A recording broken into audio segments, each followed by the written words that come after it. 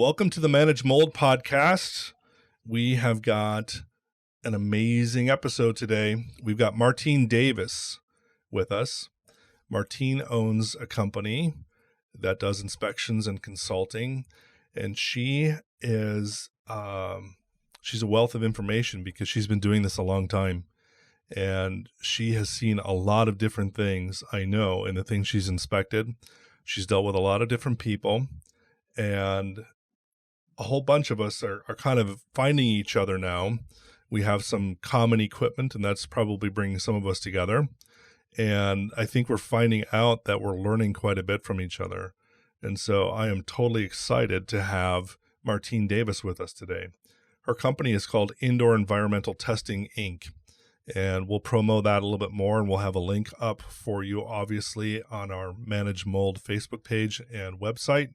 And so you'll be able to connect with her if this is something that resonates with you. So Martine, welcome to the podcast. Thank you, Dean. It was nice to be here. So why don't you give us a backdrop, your story, however much you want to share and wherever you want to start. I think people would love to know where you come from and how you got to doing what you're doing. Yes. So about 20 plus years ago, we moved into a older farm home. And the reason why we moved is, my career was taking me places and I had to move to a different city. So we moved close to that city, but we liked the country setting. And within a year, I got very ill and things went downhill from there. I had really no idea what was going on. I had been a healthy 40-some-year-old and I was healthy my whole life, my whole family. We don't even have any disease in our background. I'm from Europe and I guess, good genes. So all of a sudden when I started to get really ill and I had these very strange symptoms, I had no idea what was going on, going from doctor to doctor. And towards the end, I got to the point where they were saying, well, I was going to have to be in the wheelchair because I couldn't keep my balance and I was just going to have to get used to it. Wow. I was diagnosed with pesticide poisoning. I was diagnosed with lupus, possibly MS.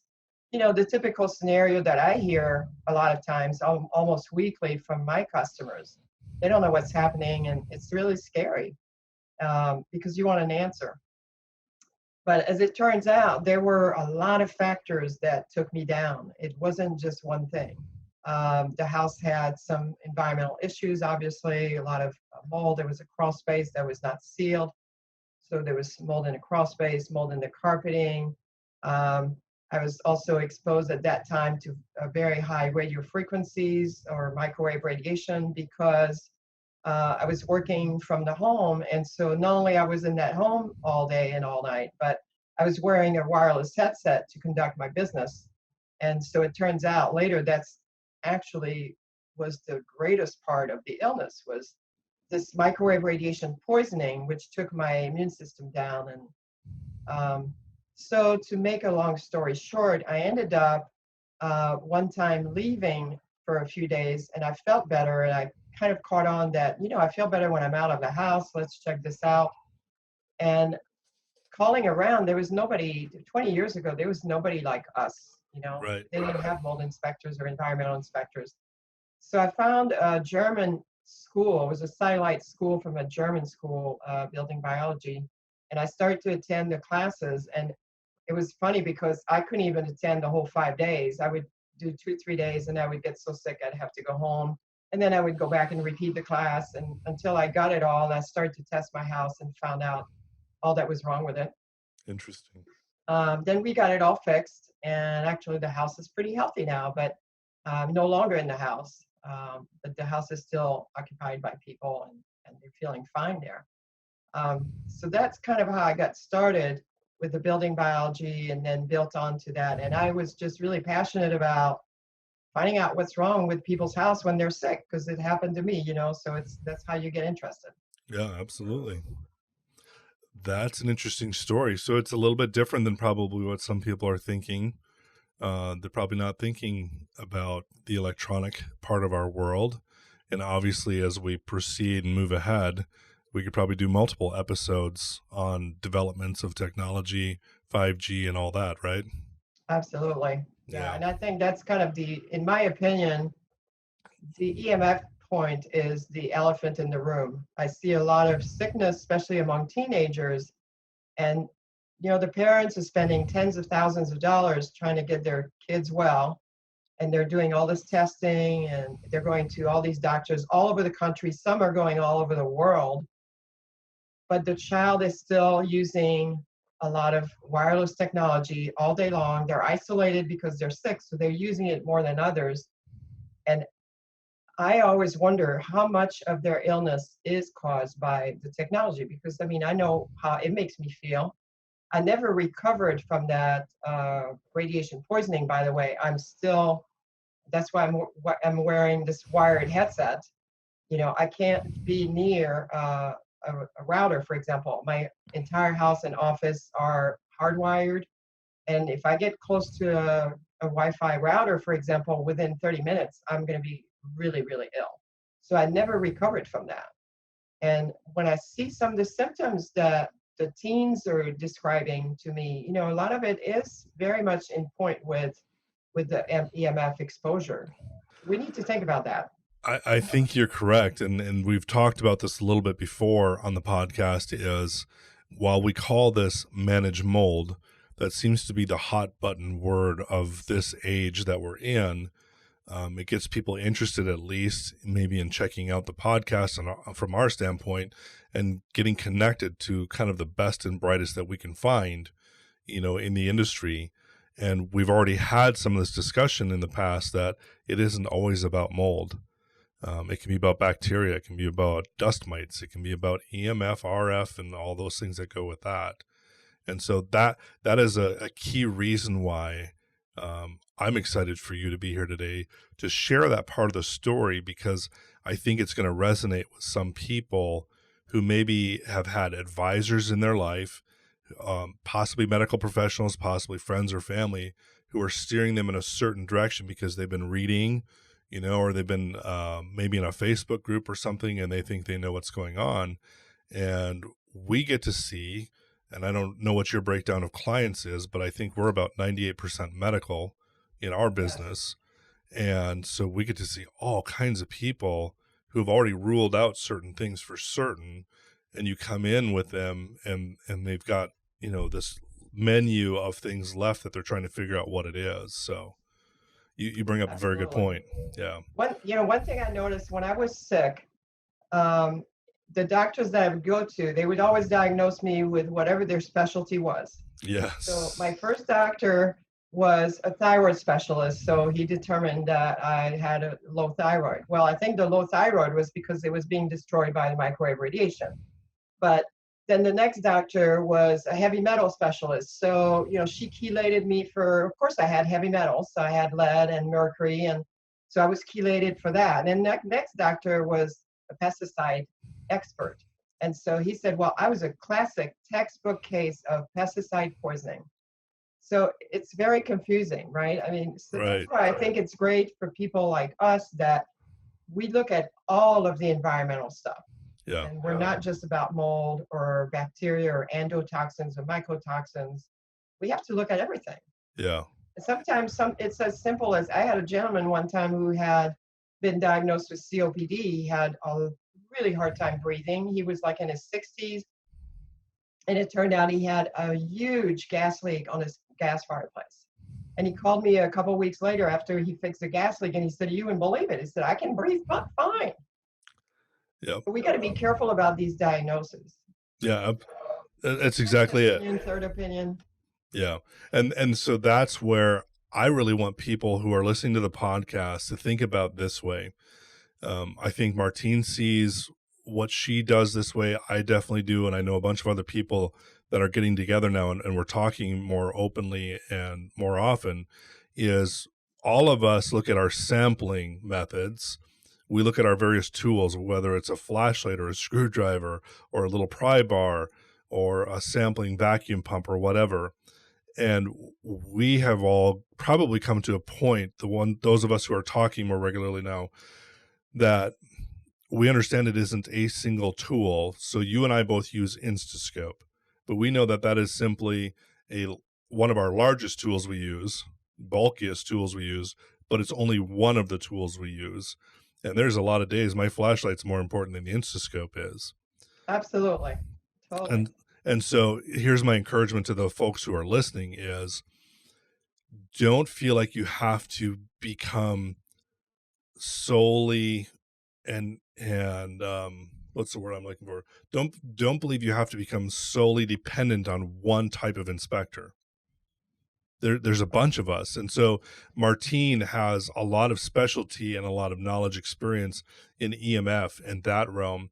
I have done a lot of following of a certain person out of California who shows really good YouTube videos on EMF, but I still haven't had great field training doing it. So I don't feel like I have the confidence to do it as well as, say, somebody like Martine. And so there's a certain point where if I've got somebody that they're a case that I don't quite understand and I've ruled out the things that I'm really good at, obviously I can put them over to Martine or do it right away if I can kind of pick up on where it's going. And then she can maybe either walk them through it, or I think we've got the opportunity now with technology that we can help each other walk through even remotely, teaching each other as inspectors or, indoor environmental professionals to help people in ways that we couldn't before. So I don't know what you think about that, but it's kind of what we found as a family in the medical profession. We've got kind of our 3 or 4 favorite naturopaths, herbalists, and each one of them kind of has a niche that they're really good at. And so if you're kind of heading in one way health-wise, you can kind of go to the particular one and you probably have better results with that particular one who knows their stuff in that area. Yeah, exactly. And I think in the long run, you end up where once you start to get better, you define what works for you, and then you just like you said, you have 2 or 3, natural or even MDs. I Yep. have one MD that I go to. I have acupuncturist that as soon as I start to go down a little bit, I'll go get acupuncture because I know that works for me. Yep. And then somebody with herbs and supplements. So you kind of get your array of people that are supporting you, because I think once you've been that ill, you have to have constant support. I know for me, if I get exposed in my work, I get exposed to mold, of course, and I've got to really watch it. I mean, I'm much more fragile than I was before I got hit. So when you go into a house or situation when you're doing an inspection, how are you doing your PPE? Are you doing PPE or respirators? I'm doing mostly my problem is going to be upper respiratory. So I have really good respirators. And then based on what I see, I'll use, I have 3 different ones. I have kind of like a level 1, level 2, level 3. Level 3 is really big. And I'm considering upgrading even to some better ones. I don't think you can ever protect yourself enough. But I Yeah. also take a lot of binders if I'm exposed to something and I know it's going to be bad. I don't wait until I get sick. Yep. I get in my car and I start to take binders. I take clay and charcoal and chlorella and vitamin C. I mean, I really Yep. load up. And by the time I get home, I feel fine. Yeah. Yeah. You're very similar to our family that way. So here's a little disclaimer for everyone. Neither one of us are medical professionals. So anything that we talk about here are really our personal stories, the things that we've experienced. And so obviously go back to your medical professional, whoever that is, and make sure you check things out with them before you take our advice that way.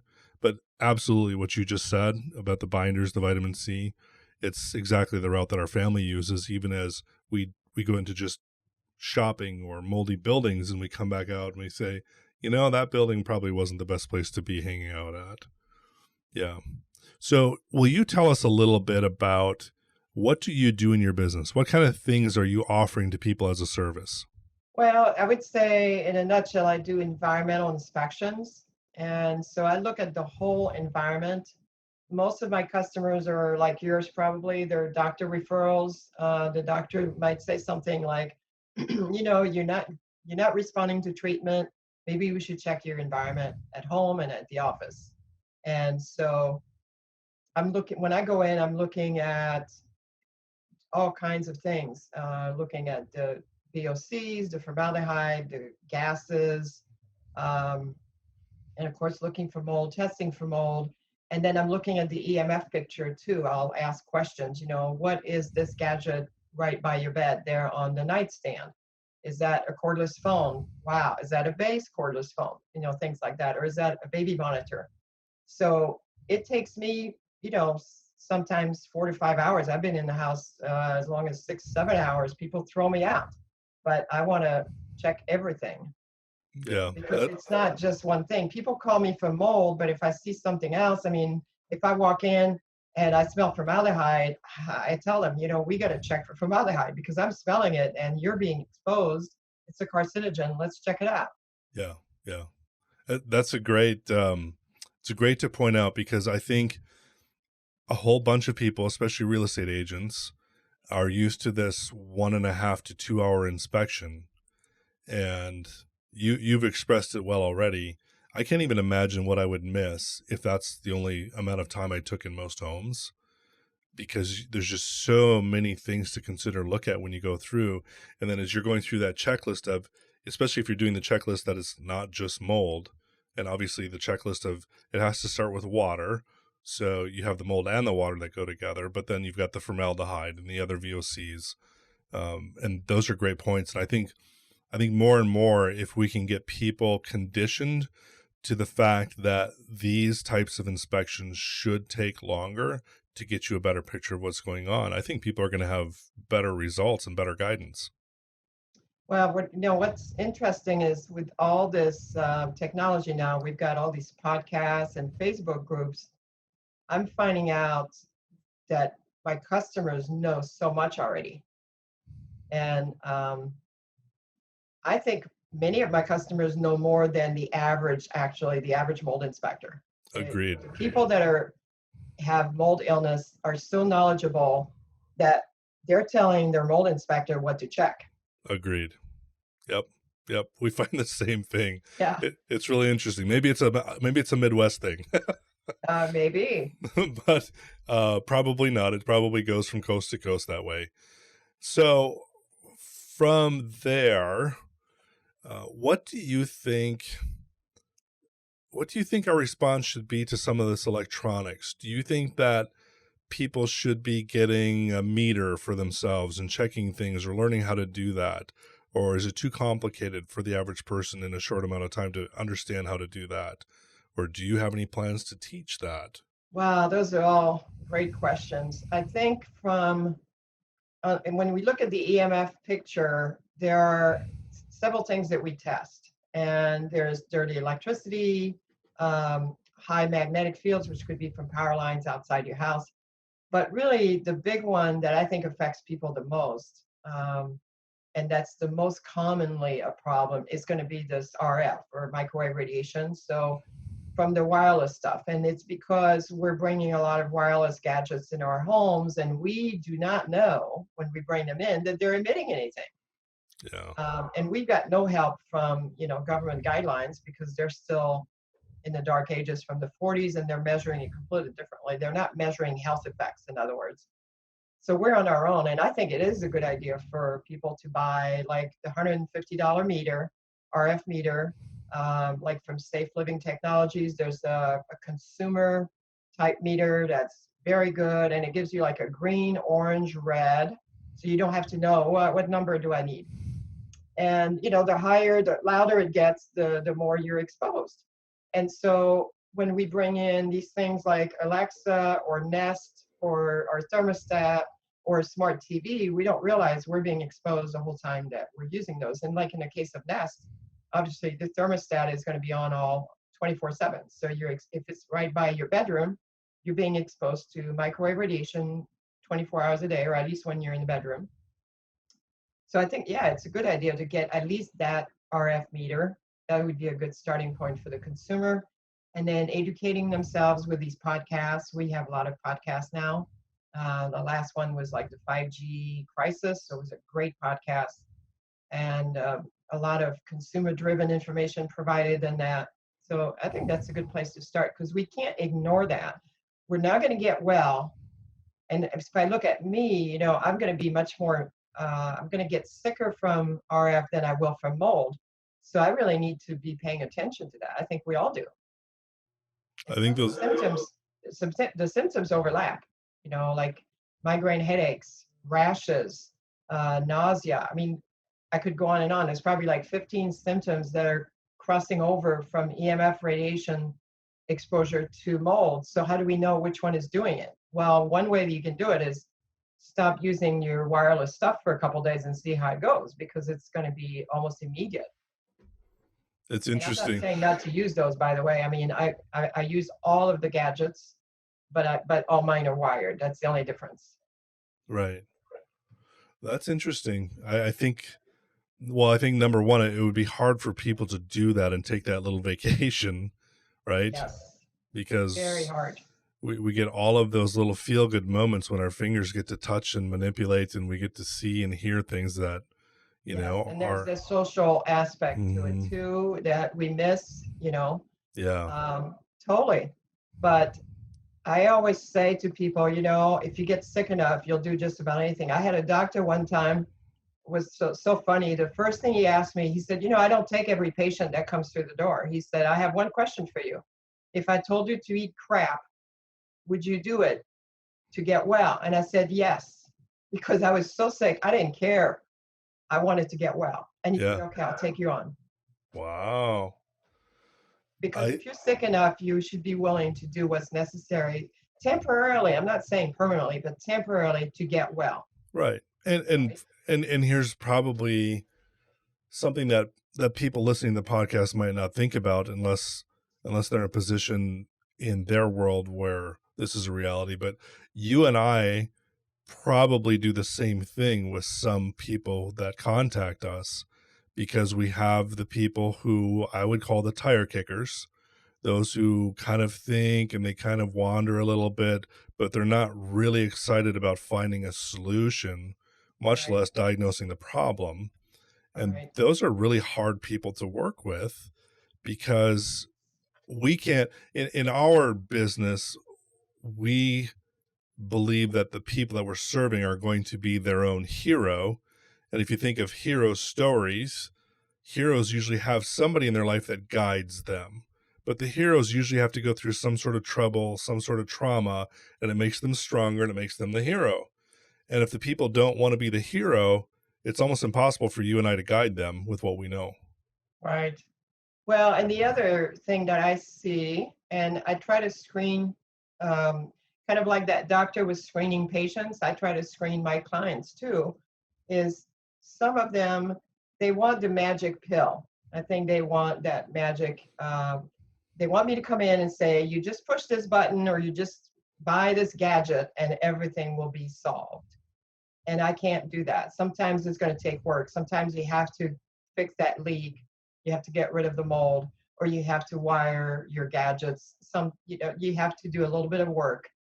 And again, if you're sick enough, you'll do it. And I have many of my customers are kind of like I was. It's like, I'll do anything to get well. Just tell me what I need to do and I'll do it. Yeah. How much travel do you do? Do you do much travel for Uh, helping people out? I used to travel all around the Midwest, and then when I got to Madison, there was so much business here that I really cut back on the traveling. And I'm not opposed to doing it. I was thinking about doing some trips, down south. I have some clients in Tennessee. I have some in Florida. I could just kind of do like a trek, take the Instascope and go down the road, Right. um, to test these people's homes if that's going to help. But of course, with the weather in the Midwest, we're limited to the traveling for about 6 months of the year because I've been caught in some pretty nasty storms and I don't want to do that anymore. Right. No doubt about it. Before we started recording today, you and I were talking a little bit about sampling. Um, there's a lot of confusion out there that I see on social media for sure, but then I hear it when people contact us, and then I see it on the intake forms that we send out, and then when I get on site, I hear it from people, and we start dealing with all of these different sampling protocols, sampling methods. And talk to me a little bit about what you've experienced with this, kind of what your favorite mechanisms for supporting your investigation, because I think you believe, like me, the way I always tell people is I phrase it this way. Inspections to me are like a 4-legged stool. The first leg of the stool is really important and needs to be really sturdy. And that is, what do the occupants and what do their health tell us about what's going on in that building? Number 2 is somebody who has some type of experience or knowledge that can visually see and that they can audibly hear what they're being told about that. Those are the 2 most important legs of the stool in my world. And then I don't know what the 3rd leg is for, and I always say the 4th leg is sampling. Right. Right? And so Right. talk to us a little bit about, I don't know if we don't need to get into ERMI necessarily, but you're doing some DNA sampling. And I think people don't understand that ERMI is not the only DNA option out there. Right. Yeah, I don't do ERMI at all.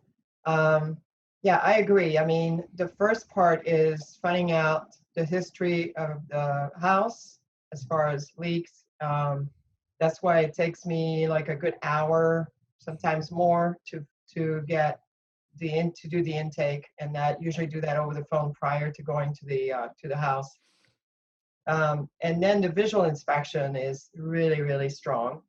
But everything is necessary. Then my next step is, let's test the areas that I can't see. And so I have my list of areas that I have often found mold through testing that I would never have found with a flashlight and visual inspection and the Instascope and so on and so forth. So that those areas are going to be underneath the kitchen sink, underneath vanities when they actually have like a shelf inside the vanity. You know, there's that area below the shelf where if there's ever been an accident as far as leak or somebody spilling anything down there, you're going to have mold underneath that shelf and nobody will ever know. And the only way to find that out is to test. And then, you know, below the bathtub, I might even test behind the plumbing of the shower. And of course, the HVAC is huge. If they have air exchanger, if they have just, sometimes a lot of people will have just a duct that brings in fresh air directly into the furnace. And if those are flex ducts, I can guarantee you 100% of the time I have found mold and sometimes Stachybotrys and Chaetomium, and that was making people really sick. People that were perfectly healthy, young, healthy people that got very sick in short amount of time when that started to get wet and grow mold. So those areas that I can't see, then I will test. And like you said earlier, you know, the Instascope is great and testing is great. I like to use DNA testing. Usually I'll request that be done before I even get there. So that kind of gives me a starting point. If there's a lot of different species of mold, then I know there's been some history in the house. If there's almost no mold DNA, then I know it's going to be something else I'm going to be looking for. But I'm still looking for mold just in case, because the mold DNA is just another test. If you've got mold, let's say, in the wall behind your toilet, the mold DNA test probably won't catch it because you're picking up dust that is floating around in the house, and here you've got this mold behind the toilet wall. Why would that mold come out? It has no interest in doing so. It wants to stay where it's nice and wet. Yeah, exactly. Yeah, that's the other part too. When you walk into an area, and I don't know if you found the same thing, I was just in a house the other day. I walked into this tuck under garage, and you know how mold, and everyone calls, you know, the black toxic mold. And obviously the black molds can also be other colors, and the other colored molds can also be black. But there's something about mold in certain cases where it's almost the darkest black that you can imagine, you know, and it has a 3D effect, of course. And I go and, like with the Instascope, I can scan right next to you, and I've done vacuum samples before, and you can scan right next to a visible colony and you'll get nothing. Absolutely. And Yeah. so, Same with the air samples. mhm. You So know, there's this, an air sample right next to that baseboard that's loaded with mold, and the air sample would show nothing, which is a good indication that air sampling is not that effective. correct. And so there's a whole bunch of complexity to not just the mold, but also the RF and the EMF and the other things that it's so easy for us to take at face value some things that we think we know, or maybe myths that have been proposed to us, and kind of oversimplify some of this too. And it's really interesting when you do this work that you find out that the stuff you can see is kind of inactive because I don't know if it seems to be content being there, so obviously, the encouragement for people, I see so many times on social media, I can see mold in my bathroom, you know and so they have this whole list of things that they're asking people, what to do and how do I do. And I just go, get some soap, get some water, and let's clean it first, and let's get down to that level, and then let's make a plan. Right. So sometimes we oversimplify, sometimes we complicate it, and there's this balance in between. And obviously this is what we do, so we keep learning. And I think you're probably doing the same thing with your clients as much as you can, is trying to educate where you can so that they get smarter about how to live so they can live happy and healthy, right? Right. Right. And I think the takeaway too is we need to get away from um, this air sampling. The thousands and thousands and thousands of mold inspectors out there coming in, charging people to take an air sample on the main floor and the second floor and the basement, and that's it. They might go around with a flashlight, but the problem I have with that is that the air samples, when they come back negative, it could give people a false sense of, oh, Yes. everything's okay in my house, and here we may have a lot of mold under the sink or under the tub or in the furnace, and none of that is ever checked. Yes.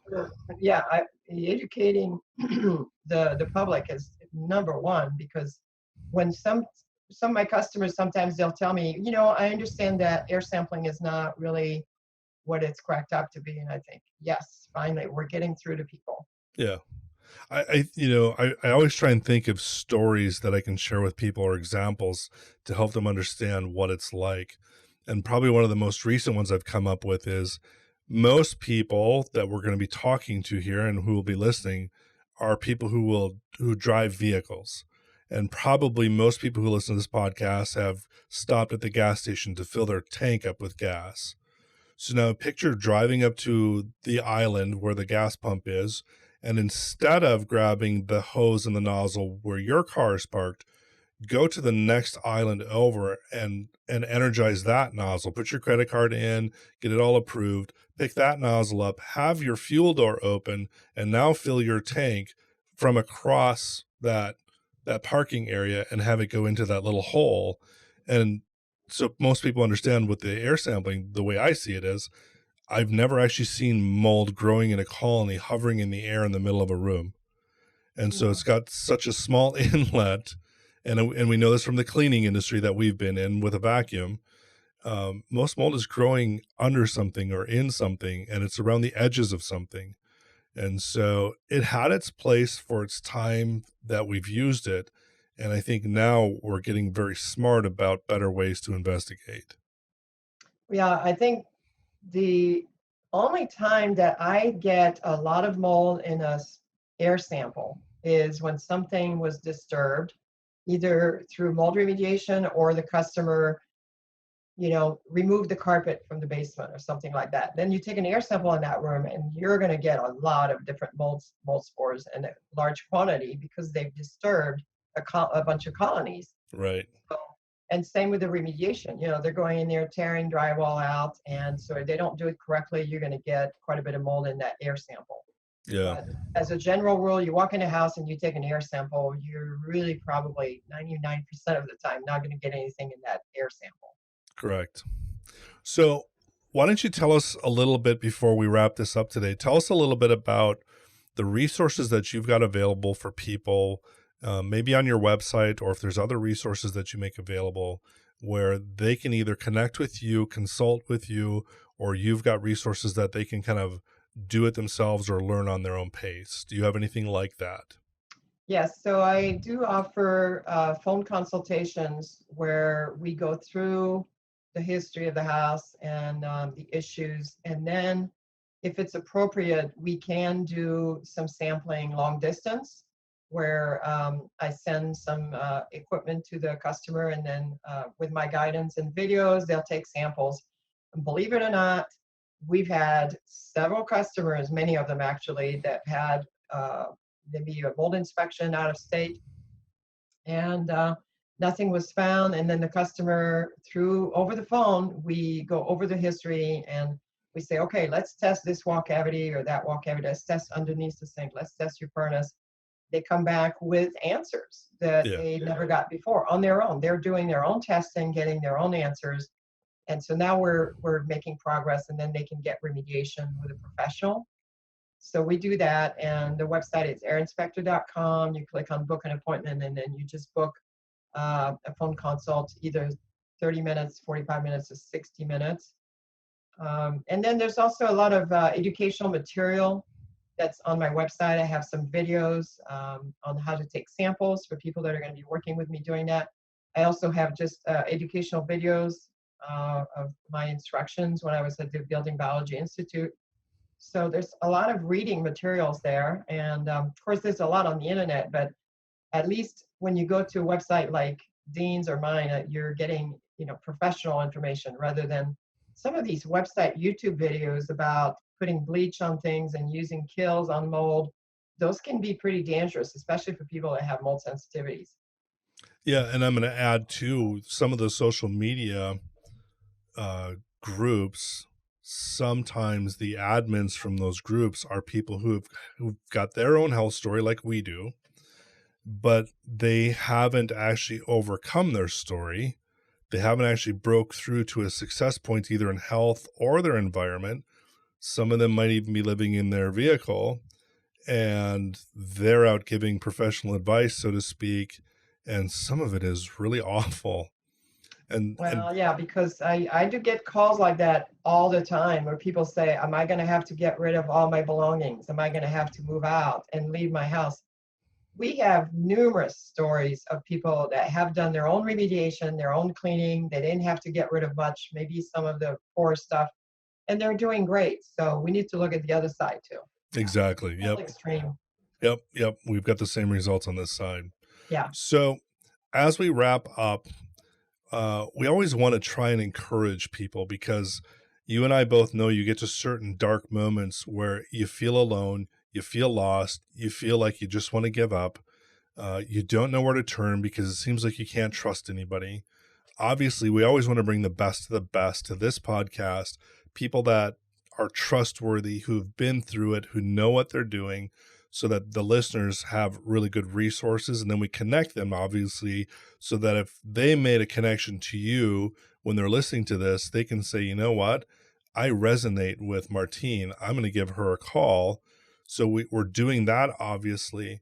But what would be some encouraging thoughts, or an encouraging thought that you would leave with people who are going through this process, and maybe it's new to them, or maybe they're just stuck in the middle of it? Yes, well, the most confusing part about all this, especially with the internet, in a way, the internet is great because it's teaching people a lot of things, but it's also confusing people because there's so many different opinions out there. Get as many opinions as you can. And one thing I found too is, I hate to say this, but a lot of times the doctors recommend a certain person that should be doing your mold inspection or your remediation. But that just because the doctor recommends that person doesn't mean you should check that person out and interview that person and talk to them and make sure that you're comfortable with that person, that you resonate with them, to use your terms, that they care about your situation, that they're listening to what you're saying. We don't want just like a cookie cutter inspection. Everybody's different. Right. And they need to look at all the factors and also look at things other than mold, because otherwise we're going to get into a situation where you get a mold inspector and he's going to find mold. You get an EMF inspector, he's going to find EMF problems. You get a bacteria specialist and he's going to find endotoxins. Yeah. So, try to find somebody that's got quite a varied background, and the best people for that are going to be the people that got sick themselves and got into the business. Absolutely. Yeah. That's great. Great advice. So this has been fantastic. It's pretty much everything that I thought it would be. Martine is so easy to talk with. You could discuss these things all day long. She has such a bank full of knowledge in these areas that she's talked about, and she's got a great setup for anybody who wants to connect with her. And so I would encourage you to do that. If you've got some things that connected for you today, you should definitely get in contact with her. We'll have the links, we'll have her phone number and everything posted for you. So if you didn't get that written down, but her website is airinspector.com. And so you can go look that up. And Martine, to me, is one of the cutting edge, one of the best of the best. And our family is aiming to actually make the indoor air quality, I guess, industry, specifically our focal point right at the moment is the mold industry part of this, professional, and to bring the best of the best out of some of what is gotten mixed up as some of the worst and present these people to the consumers who really need the advice. And so again, for everyone who's listening, if you're in that moment where you just don't know what to do, where to turn, you've been burned so many times, you're sick, and you don't feel like you've got another day in you, I just want to encourage you, keep taking baby steps forward. Because those of us who went through this, that's what we did. We took baby steps forward. Try and find those people or a person who can help you take those baby steps. Sometimes we just need a person who can cheer us up on a day and get us to the next day. And sometimes that next day, a podcast or a website or somebody comes through your life that brings you to that next piece that you couldn't even imagine. And you'll actually come to a better place. And I firmly believe that with most people. I think if we just keep striving, searching, and advocating, I think we can come to a better place, because there's enough of us, you and I, and others like us out there that want to help. And I think it's a great time. As hard as all of this is, I think it's a great time because we can be so connected now. So Martine, thank you very much for coming on today and being a part of this. I definitely want to get very specific in the future if you want to come back. And I want to talk about some more specific things and really concentrate on some specialty items. And I think that would be a lot of fun. And I think people would learn a lot from you. Thank you. It's a great great program that you have, and I think it's going to help a lot of people, and we need more like this. Yeah. Well, let's you and I work together and see how many more people we can build bridges to, right? And we'll make this group even stronger yet. So, hey, everybody, this has been the Manage Mold podcast. Definitely keep coming back for more, because there are more awesome people that we're going to bring your way. And you're going to learn some things that are positively positive for you. And you don't have to worry about being led astray. We're going to bring you things and guidance that are proven and that are going to find you success in your journey and where you're going. And you can add all of this to your knowledge base, and then you can share it with your friends and family, and you can help others. So this whole thing is too big for Martine and I to tackle. We need your help, and you need to spread this information to others. So everyone have a great day wherever you're at. If it's evening, rest well, and come back for the next podcast. Thanks a lot.